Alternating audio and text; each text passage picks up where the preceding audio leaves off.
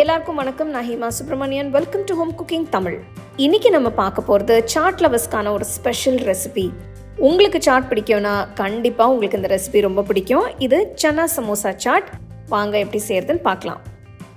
ஒரு கப் அளவுக்கு கொண்டக்கடலை எடுத்திருக்கேன். இது 250 ml கப். இந்த சன்னாவை நல்லா கழுவி ஒரு 8 மணி நேரம் ஊற வைக்கணும். சன்னாவை வேக வைக்கிறதுக்கு ப்ரெஷர் குக்கரில் கொண்டக்கடலையை போட்டு வேக வைக்கிறதுக்கு தேவையான அளவு தண்ணியை ஊற்றணும். கடலை முழுகிற அளவுக்கு தண்ணி ஊற்றுங்க. இதில் இப்போ 1/4 டீஸ்பூன் மஞ்சள் தூள், 1 டீஸ்பூன் உப்பு சேர்த்து கலந்து விட்டு குக்கரை மூடி வெயிட்டு போட்டு ஸ்டோவை மீடியம் ஃப்ளேம்லேயே வச்சு ஒரு 6 விசில் வர வரைக்கும் வேக வைங்க.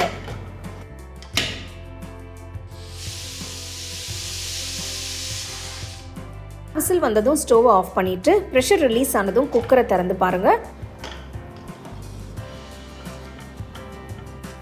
சன்னா நல்லா வெந்திருக்கு. சன்னாவை எடுத்து வச்சிடலாம்.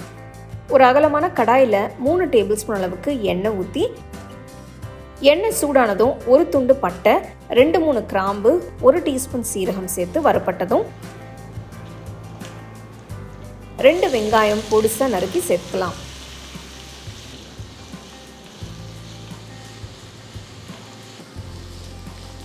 வெங்காயம் நல்லா பொன்னிறமாக வதங்கினதும் இப்போ இதில் 1 டீஸ்பூன் இஞ்சி பூண்டு விழுது, கீரின 2 பச்சை மிளகாய் சேர்த்து நல்லா வதக்குங்க.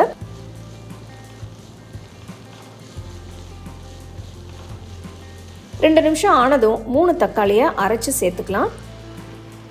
தக்காளி பச்சை வாசனை போகிற வரைக்கும் கொதிக்க விடுங்க.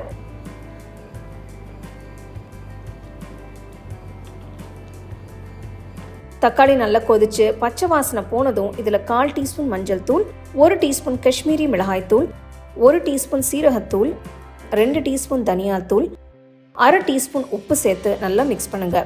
கடலையை வேக வைக்கும் போதே உப்பு சேர்த்து வேக வச்சிருக்கோம். அதனால இப்போ உப்பு சேர்க்கும் போது கொஞ்சம் பார்த்து சேர்த்துக்கோங்க.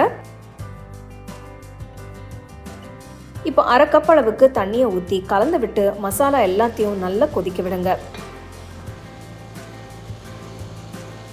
2-3 நிமிஷம் நல்ல எண்ணெய் பிரிஞ்சு வர வரைக்கும் கொதிக்க விடுங்க.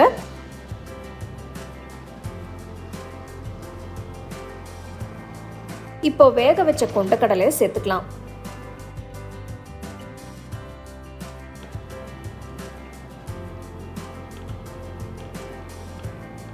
மசாலா கூட நல்லா கலந்து விட்டு இன்னும் கொஞ்சம் தண்ணி ஊற்றி இப்போ 1 டீஸ்பூன் கரம் மசாலா தூள் போட்டு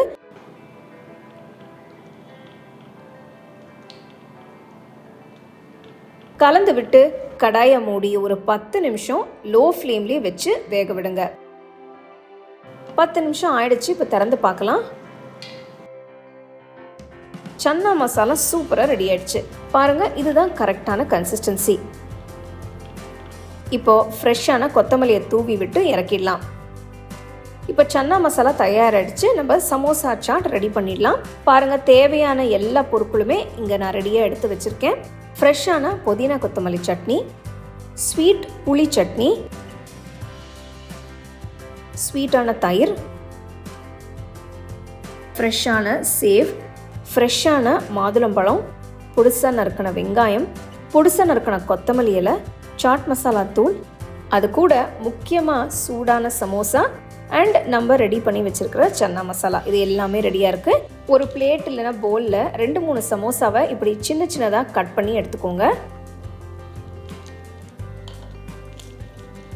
நம்ம இதுக்கு முன்னாடியே சமோசா பண்ணியிருக்கோம். அந்த லிங்க் நான் டிஸ்கிரிப்ஷனில் கொடுக்குறேன், செக் பண்ணி பாருங்கள். இப்போ உடச்சி வச்ச சமோசா மேலே ரெடி பண்ண சன்னா மசாலாவை ஊற்றுங்க. உங்களுக்கு எவ்வளோ தேவையோ அந்த அளவுக்கு ஊற்றிக்கோங்க. ஒரு அளவுன்னு கிடையாது. அடுத்து மேலே 2 ஸ்பூன் கொத்தமல்லி சட்னி ஊற்றுங்க. அதுக்கு மேலே 2 ஸ்பூன் புளி சட்னியும் ஊற்றிக்கலாம். இந்த 2 சட்னியுமே நம்ம முன்னாடி செஞ்சுருக்கோம். அந்த லிங்க்கையும் நான் ஷேர் பண்ணுறேன், அதை பாருங்கள்.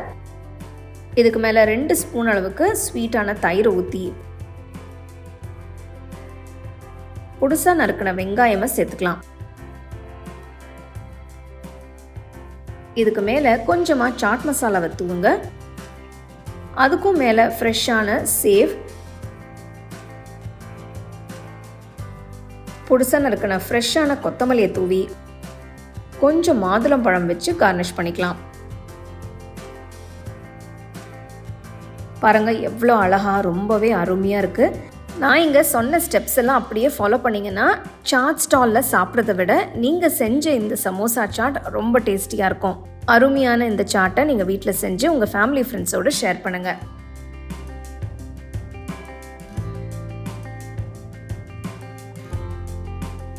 உங்களுக்கு இந்த ரெசிபி பிடிச்சிருந்தா லைக் பண்ணி ஷேர் பண்ணி ஹோம் குக்கிங் தமிழ் சேனலுக்கு சப்ஸ்கிரைப் பண்ணுங்கள். மறக்காமல் பெல் ஐக்கானை கிளிக் பண்ணுங்கள்.